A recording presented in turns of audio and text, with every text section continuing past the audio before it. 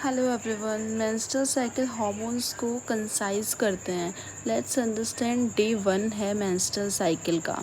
तो डे 1 पर menstrual cycle की क्या होता है कि एंटीरियर पिट्यूटरी से एक हार्मोन सीक्रेट होता है which is FSH, follicle stimulating hormone, जो क्या करेगा, रिलीज़ करेगा एक फॉलिकल को, एक डेवलपिंग फॉलिकल को। ये जो डेवलपिंग फॉलिकल है ये रिलीज़ करता है एस्ट्रोजन को, बिकॉज एस्ट्रोजन को रिलीज़ करता है तो एस्ट्रोजन एंटीरियर पिट्यूटरी को नेगेटिव फीडबैक देता है कि अब ज़्यादा फॉलिकल्स आप रिलीज़ मत करो, जितना नीडेड है उतना ही करो।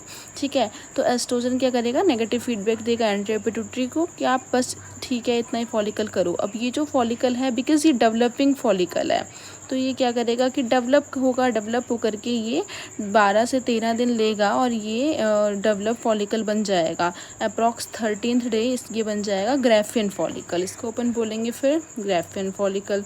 तो ये जो ग्राफियन फॉलिकल है अभी ये दोबारा से सीक्रेट करेगा एस्ट्रोजन को। तो ये जो एस्ट्रोजन होगा, बिकॉज अभी ये फॉलिकल्स काफ़ी बड़ा है तो एस्ट्रोजन भी ज़्यादा सीक्रेट होगा, और ज़्यादा एस्ट्रोजन जो सीक्रेट होगा वो पॉजिटिव फीडबैक देगा दोबारा एंटीरियर पिट्यूटरी को कि क्या सीक्रेट करे, LH सर्ज। तो यहाँ से जो एंटीरियर पिट्यूटरी है वो सीक्रेट करेगा LH सर्ज को, जस्ट बिकॉज ये 13th डे हो रहा है, because 13th day Graafian follicle बना है, तो 14th डे हमें देखने को मिलता है LH सर्ज। अब LH सर्ज क्या करता है, ये आने के बाद में कॉर्पस ल्यूटियम ग्राफियन फॉलिकल्स का ही रप्चर करवा देता है। अब जो ग्राफियन फॉलिकल है ये रप्चर होगा, एक तो ओवोसाइट बनेगा या फिर आप बोल सकते हो ओवम बनेगा, बिकॉज 14th डे है तो यहाँ से फिर अपन ओव्यूलेशन भी रख सकते हैं माइंड में।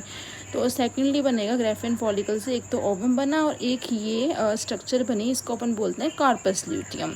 ठीक है, अब ये कार्पस ल्यूटियम को लेकर कौन आया, LH सर्ज। तो LH सर्ज ही क्या करेगा, इसको जिंदा रखने का काम करेगा LH सर्ज। अब कॉर्पस ल्यूटियम सीक्रेट करेगा 2 हार्मोन्स, पहला प्रोजेस्टेरोन और दूसरा एस्ट्रोजन।